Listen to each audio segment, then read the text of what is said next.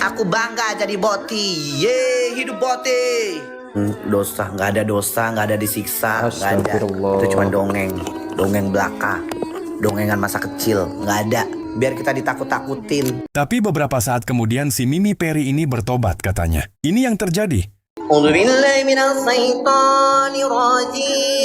Bismillahirrahmanirrahim. Awalam ya'dil alladziina yarisuna al-arda min ba'di ahliha an law nasha'u Surah Al-A'raf ayat 100. asabnahum bidunubihim wa nadba'u ala qulubihim fahum la yasma'un.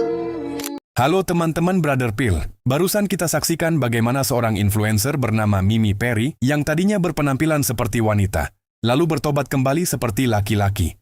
Tapi anehnya orang yang sama masuk room Edis TV. Kita akan lihat apakah dia sudah berubah dan apakah hukuman bagi para kaum boti ini menurut Quran. Mimi Peri, simple saja kok itu sebenarnya. Saya mau tanya aja, kamu ini, walaupun kamu nggak menjalankan agamamu, walaupun kamu nggak percaya dengan agamamu, sebelum kita bahas itu, tertulis di KTP itu apa? Nggak tahu, aku takut. Kok takut? Gimana? Masa tidak tertulis di situ di KTP-nya?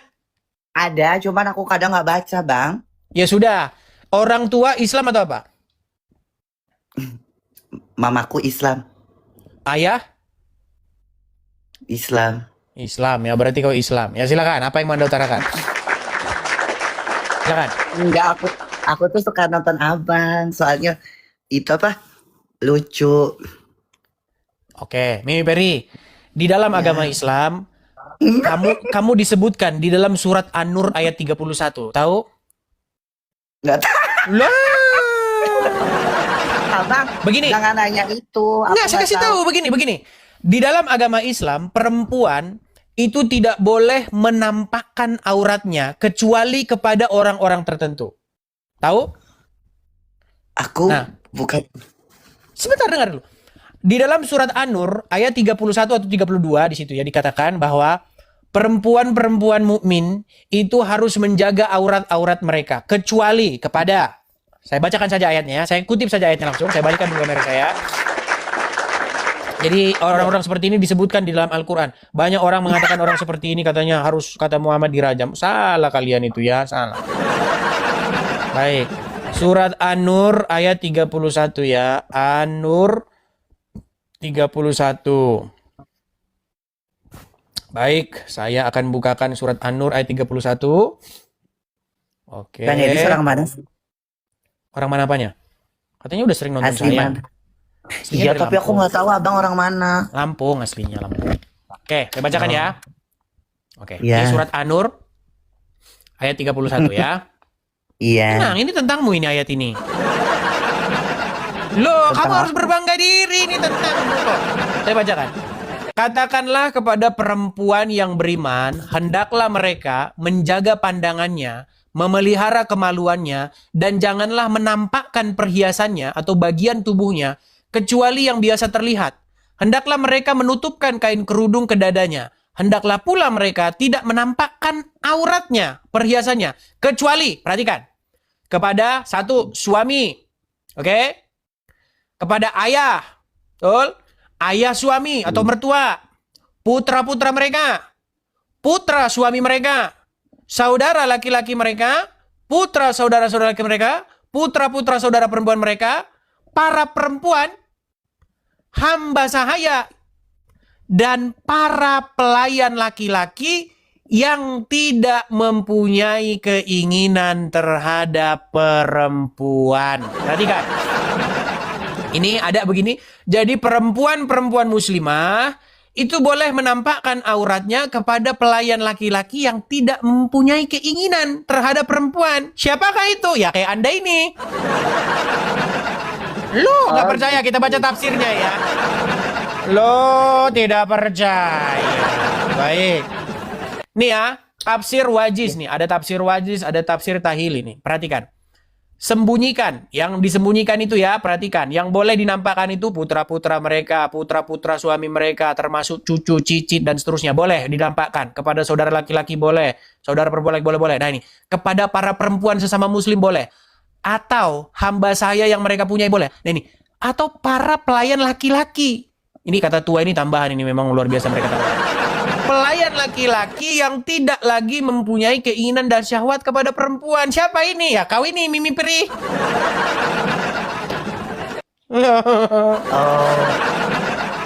Coba Mimi Peri, kau tanya dulu Mimi Peri.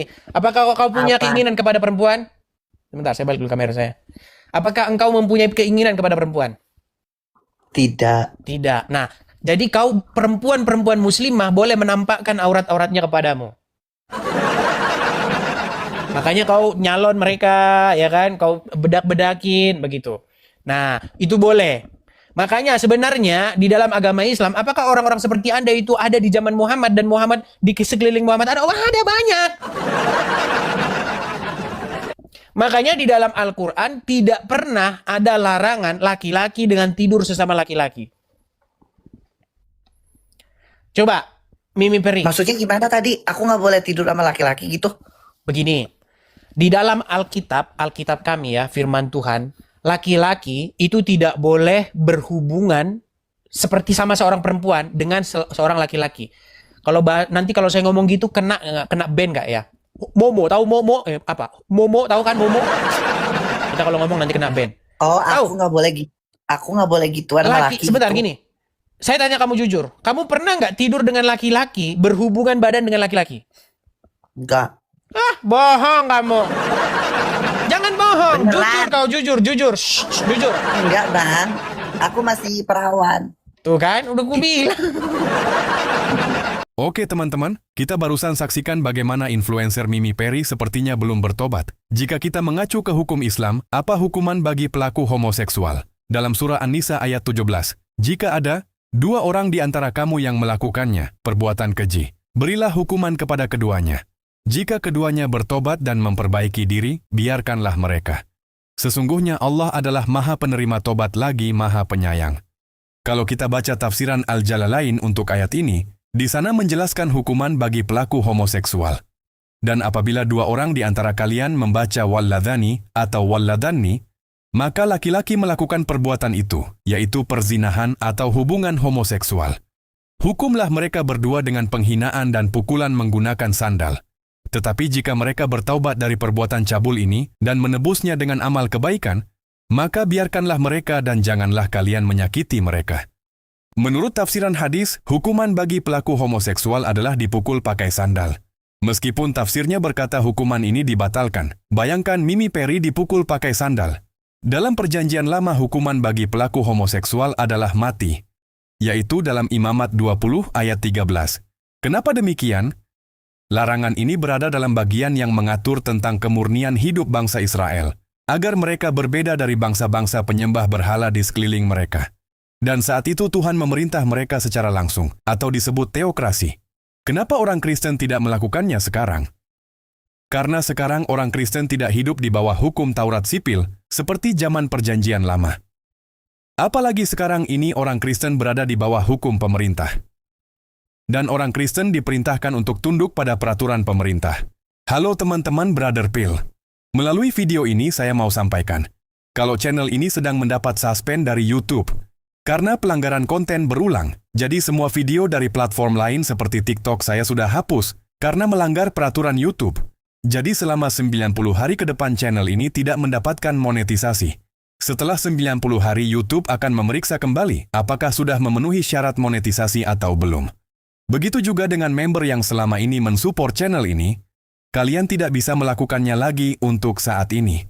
Jika teman-teman ingin tetap mensupport channel ini selama sebelum dimonetisasi kembali, teman-teman bisa kirimkan dukungannya di link Saweria yang tertera pada kolom komentar atau scan di sini. Terima kasih untuk dukungan teman-teman. Tuhan Yesus memberkati.